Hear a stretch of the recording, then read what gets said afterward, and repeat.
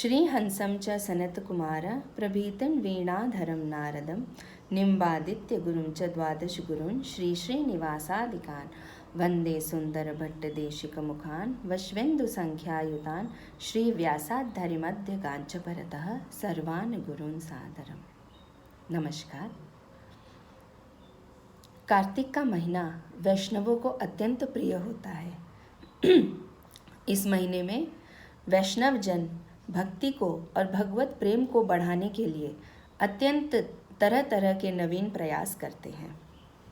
इसी महीने में हम एक छोटी सी श्रृंखला में जुड़ेंगे जिसमें हम वैष्णव संतों और आचार्यों की लीलाओं का वर्णन करेंगे, जो कि भक्तमाल से लिया गया हो। नाभादास जी कृत भक्तमाल में सभी वैष्णव संतों और आचार्यों के जीवन चरित्र का वर्णन है।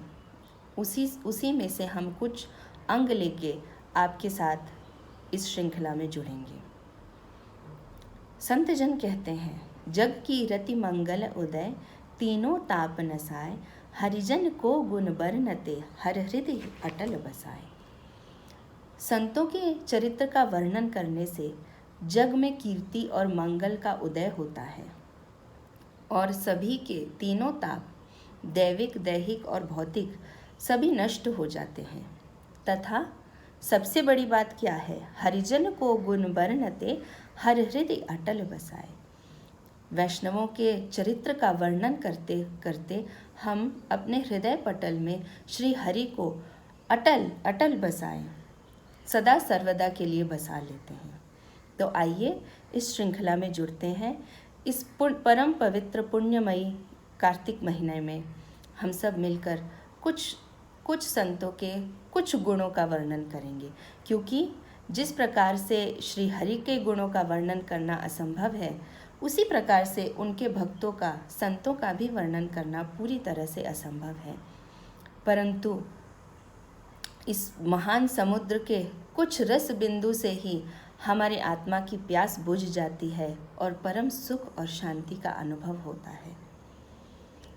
मन में यह विश्वास सुदृढ़ होता है कि परिस्थिति जैसी भी हो जाए, परंतु जो एक बार श्री हरि के शरणागत हो जाता है, श्री हरि उसका सदा सर्वदा स्मरण करते हैं। इसी सबसे पहले हम श्री त्रिपुरदास जी के चरित्र का वर्णन करेंगे। इस श्रृंखला में हमने विशेषकर उन्हीं भक्तों को चुना है जिनकी लीला इस कलयुग में ही हुई है, सबके सामने यह संदेश लाने के लिए कि ऐसा नहीं है कि प्रभु इस कलयुग में हम सब से दूर हो गए हैं या इस कलयुग में भजन करना संभव नहीं है। ये संदेश देने के लिए हम इस श्रृंखला में कलयुग के ही संतों और आचार्यों के गुणों का वर्णन करेंगे। तो सबसे पहले हम श्री त्रिपुरदास जी के गुणों का वर्णन करेंगे आज।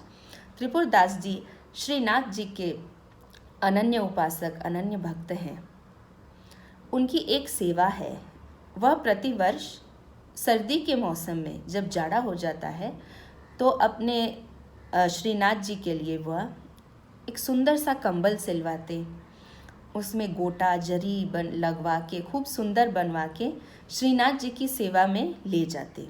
यह उनके प्रतिवर्ष की सेवा है। ये सेवाएं कैसी होती हैं? जो नियमावली से की गई ये छोटी छोटी सेवाएं हैं, ये भगवत संबंध स्थापित करने के लिए की जाती हैं कि एन केन प्रकारेण हम अपने ठाकुर से जुड़े रहें। और ये भगवत संबंध भक्ति का एक उत्कृष्ट अंग है, एक आवश्यक अंग है, क्योंकि इससे हमें भगवत स्मृति बनी रहती है। यूं तो जीवात्मा का नित्य संबंध है परमात्मा से। श्री चैतन्य महाप्रभु कहते हैं, जीवेर स्वरूप होय नित्य कृष्णदास। जीवात्मा का तो नित्य परमात्मा से संबंध है ही, परंतु माया जवनिकाचन्ना, माया के पर्दे में होने से वह संबंध भी छुप जाता है।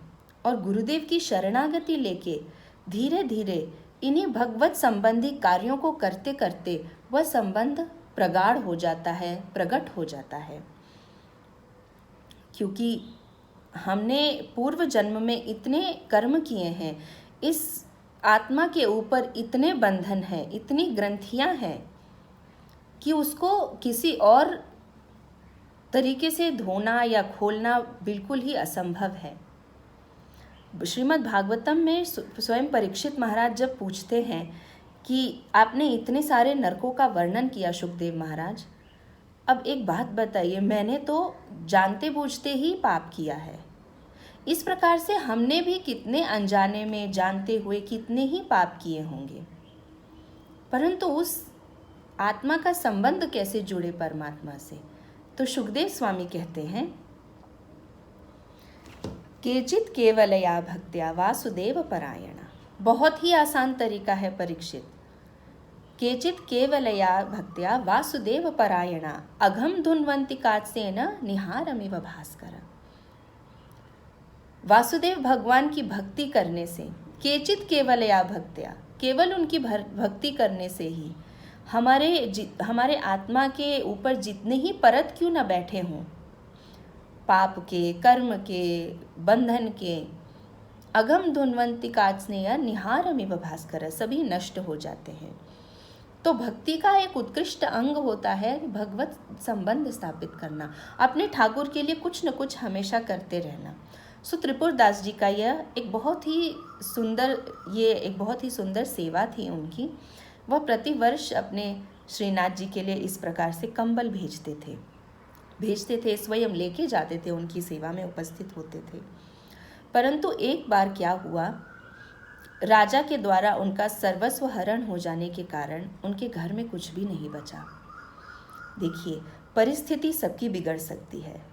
हम अधिकतर सुनते हैं कि वह देखिए वो कितना बड़ा भक्त है, भगवान की कितनी पूजा करता है, तो भी ऐसी हालत में है।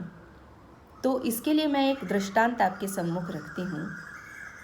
एक बार दो व्यक्ति जा रहे थे, तो बीच में एक मंदिर पड़ा। तो एक व्यक्ति ने कहा, वो थोड़ा धार्मिक स्वभाव का था, कि चलो भाई हम दर्शन करते हुए चलते हैं। तो दूसरे ने कहा, हर जगह मंदिर में क्या रुकते रहते हो तुम, मैं वैसे भी कर्म में विश्वास करता हूँ। तो उसने कहा कि अब मंदिर आया है, मेरे मन में बात आ गई है, तो मैं मंदिर में जाके आता हूँ, तुम यहीं रुको। तो वो धार्मिक व्यक्ति मंदिर में गया और वापस आते समय उसके पैर में एक कांटा चुभ गया। और जो व्यक्ति मंदिर नहीं गया था उसको रास्ते में एक सोने का सिक्का मिला। तो ये तो बड़ी अचरज की बात हो गई। अब दोनों के मन में यह संशय हो गया कि ऐसे कैसे संभव हो गया कि जो मंदिर गया उसके पैर में कांटा चुभ गया और जो मंदिर नहीं गया उसको सोने का सिक्का मिला। सामने से एक संत महात्मा आ रहे थे। अपनी जिज्ञासा इन दोनों व्यक्तियों ने उनके सामने रख दी कि बताइए महाराज, ऐसा कैसे हो गया। तो संत महात्मा ने कहा कि देखो भाई, जो व्यक्ति मंदिर गया था ना, उसका संयोग पैर कटने का था, लेकिन चूंकि वो मंदिर गया तो केवल कांटा चुभ के ही रह गया। और जो व्यक्ति मंदिर नहीं गया था उसका संयोग खजाना मिलने का था, लेकिन चूंकि वो भगवान से विमुख हो गया, भगवत विमुख हो गया, तो उसका संयोग वह एक सोने के सिक्के में ही समाप्त हो गया। तो हमें जो सामने दिखता है ना, वह आवश्यक नहीं कि हम अपनी बुद्धि से उसका पूरी तरह से मूल्यांकन कर सकें। और यह बात तो निश्चित ही है कि एक बार जो भगवत सम्मुख हो जाता है उसका कभी दुर्गति नहीं होता। अगर सांसारिक रूप से दिख भी रहा है कि उस व्यक्ति का कुछ सांसारिक रूप से ठीक नहीं चल रहा, तो उसके पीछे कुछ न कुछ कारण होता है। कोई न कोई कर्म को भगवान काट रहे होते हैं, किसी न किसी आगे की अच्छे समय के लिए भगवान उसको तैयार कर रहे होते हैं। तो ऐसा होता है। त्रिपुरदास जी का भी राजा के द्वारा सब कुछ हरण हो गया, तो उनके पास कुछ भी नहीं बचा। जीवनचर्या के लिए ही कुछ धन अवशेष नहीं था, परंतु फिर भी त्रिपुरदास जी की भक्ति में कोई कमी नहीं आई। भक्ति तो हमेशा एक सी ही होती है। अगर भक्ति परिस्थिति के हिसाब से बदल रही हो तो वह भक्ति नहीं होती है। तो त्रिपुरदास जी की भी भक्ति में कोई अंतर नहीं आया और धीरे धीरे सर्दी का मौसम भी आ गया। अब त्रिपुरदास जी की चिंता शुरू हो गई कि हमारे श्रीनाथ जी को हमारी सेवा कैसे पहुँचे। कैसे पहुँचे। दिन रात यही सोचते सोचते कुछ दिनों के बाद उनको अपने घर में एक दावत की शीशी मिली। वो देख के उनके अंतर मन में मानो आशा की किरण जग गई। दावत की उस शीशी को बेच के जो 2 रुपये उनको मिले, उन्होंने उस 2 रुपये से सिर्फ एक मोटे कपड़े का थान ही खरीद पाए। वो खरीद पाए और घर ले आए। घर लाके सोचने लगे, हमारे श्रीनाथ जी, नंद महल के राजकुमार, ये मोटा कपड़ा, न इसमें कुछ सुंदरता है, न इसमें कुछ विशेषता है। मैं कैसे ले जाऊं उनके सामने, किस प्रकार से ये भेंट करूं, लेकिन इसके सिवा कुछ है भी नहीं। दूसरे ही दिन श्रीनाथ जी की सेवा में जाता हुआ कोई भक्त मिल गया उनको। त्रिपुरदास जी ने सोचा, स्वयं लेके जाने से अच्छा है कि मैं किसी और के हाथ से भिजवा दूं, क्योंकि ये मोटा थान लेके मैं अपने ठाकुर की सेवा में नहीं जा सकता हूँ। तो त्रिपुरदास जी ने उस मोटे कपड़े के थान को भक्त के हाथों श्रीनाथ जी की सेवा में भिजवा दिया। इस क्षण में, त्रिपुरदास जी के जीवन के इस मोड़ में, उनके धन के माध्यम से जो उनका सर्वस्व था, जो दावत की शीशी केवल उनके घर में थी, वह उनका सर्वस्व ही था, और सर्वस्व उन्होंने अपने श्रीनाथ जी को समर्पित कर दिया। यह व्यक्ति, यह संत भक्त श्रीनाथ जी की सेवा में पहुंचा और भंडारी के हाथ में यह मोटा थान का कपड़ा दे दिया और बोला कि त्रिपुरदास जी ने भिजवाया है। कुछ तो आश्चर्य भंडारी को भी हुआ कि प्रत्येक वर्ष तो त्रिपुरदास जी स्वयं आते थे और कितना सुंदर दगला भेजते थे। हाँ, तो उन्होंने रख लिया, भंडारी ने उसे भंडार गृह में रख दिया। इधर दूसरे दिन गुसाई जी श्रीलाल जी की सेवा में उपस्थित हुए। सर्दी का मौसम था। स्नान आदि से निवृत्त करा के लाल जी के श्रृंगार का जब समय होने लगा तो उन्होंने खूब अच्छे से कपड़े पहना दिए, खूब गर्म कपड़े ओढ़ा दिए, कंबल ऊपर से ओढ़ा दिया। गुसाई जी श्रीनाथ जी की तरफ देखते हैं तो श्रीनाथ जी कहते हैं, मुझे तो बहुत ठंड लग रही है। गुसाई जी सोचते हैं, हाँ, सर्दी का तो मौसम है। गुसाई जी ने और ऊपर से कंबल उठाया। लाल जी, श्रीनाथ जी बोलते हैं, मुझे तो अब भी बहुत ठंड लग रही है। गुसाई जी ने अंगीठी मंगाई, ये अंगीठी ले आओ। अंगीठी जलाई गई। श्रीनाथ जी के पास गुसाई जी गए तो श्रीनाथ जी बोले, नहीं, मुझे तो अभी भी बहुत ठंड लग रही है।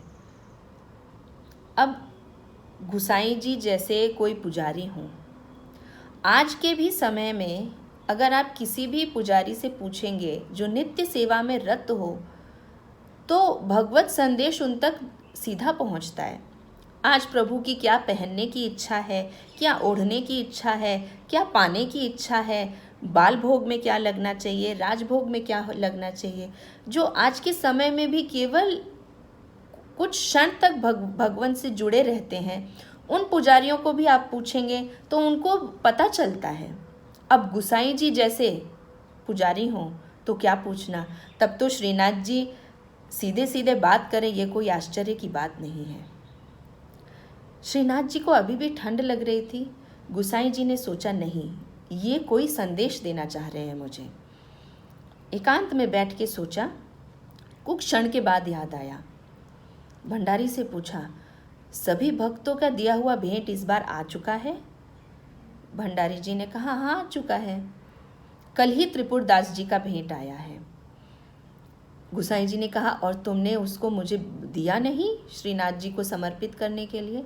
भंडारी ने कहा कि वो बस एक मोटे थान का कपड़ा है गुसाई जी, वो श्रीनाथ जी को कैसे सुशोभित भी नहीं होगा।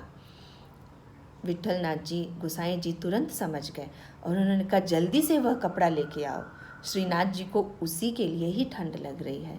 और जैसे ही श्रीनाथ जी को वह मोटा कंबल ओढ़ाया गया, वो मोटा कपड़े का थान ओढ़ाया गया, बिना किसी शोभा के वस्तु से, बिना किसी सांसारिक कृत्रिम से सजाया हुआ वह मोटे थान का कपड़ा श्रीनाथ जी को वही इच्छित था, वही मनवांछित था। श्रीनाथ जी को जैसे ही ओढ़ाया गया, तैसे ही श्रीनाथ जी ने कहा, अब मुझे ठंड नहीं लग रही है। कितनी बड़ी कृपा हुई, कितनी सुंदर कृपा हुई। त्रिपुरदास जी के पास वह भक्त जो उनका भेंट लेके गया था यह सारी लीलाएं जाकर बताए तो त्रिपुरदास जी तो मंत्रमुग्ध हो गए, मगन हो गए। अपने ठाकुर की इस स्वीकृति पे उन्होंने अपने सब कुछ न्यौछावर कर दिया। तो इस प्रकार से त्रिपुरदास जी का सुंदर चरित्र है और अनेक और भी चरित्र हैं भक्तों के, किंतु हम आज के समय से बहुत प्रतिबद्ध हो गए हैं, इसलिए कुछ कुछ क्षण निकाल के ही हम स्वयं खुद भी उस रस का पान करें। और सबसे ज़्यादा आवश्यक ये है कि आगे आने वाली पीढ़ी को, हम अपने बच्चों को, युवाओं को इन सब चीज़ों का ज्ञान कराएं, इन सब से दूर ना रखें। हमारे शास्त्रों में, हमारे भक्तों के, संतों के चरित्र में ऐसे जीवन का ऐसा कोई उलझन नहीं है जो सुलझाया नहीं गया हो। चाहे आप जीवन के किसी भी स्थिति में क्यों ना हो, किसी भी आयु में क्यों ना हो, जीवन की हर परिस्थिति का सुलझन हमारे शास्त्रों में, संतों के चरित्र में निहित रहता है। इसलिए बहुत आवश्यक है कि हम स्वयं भी रसपान करें और अपने बच्चों को, युवाओं को इसका रसपान कराएं। ये बहुत आवश्यक है। हम इसी श्रृंखला में जुड़े रहेंगे। यदि आपके कुछ सुझाव हों या प्रश्न हों तो आप इसके कमेंट सेक्शन में डाल सकते हैं। मैं श्री राधा माधव कल्चरल सोसाइटी की बहुत आभारी हूँ, जो इस तरह के बहुत सुंदर सुंदर कार्यक्रम करते रहते हैं और इस तरह मुझे इस कार्तिक के महीने में भक्त चरित्र को सुनाने का अवसर उन्होंने दिया। मैं बहुत आभारी हूँ। आप सब भी उनके पेज से जुड़े रहें। बहुत ही सुंदर सुंदर उनके चेष्टाएं रहती हैं। आप सब इससे जुड़े रहें। आपकी कुछ जिज्ञासा हो, प्रश्न हो, सुझाव हो तो आप कमेंट सेक्शन में ज़रूर डालिएगा। नमस्कार। जय श्री राधे। हरि बोल।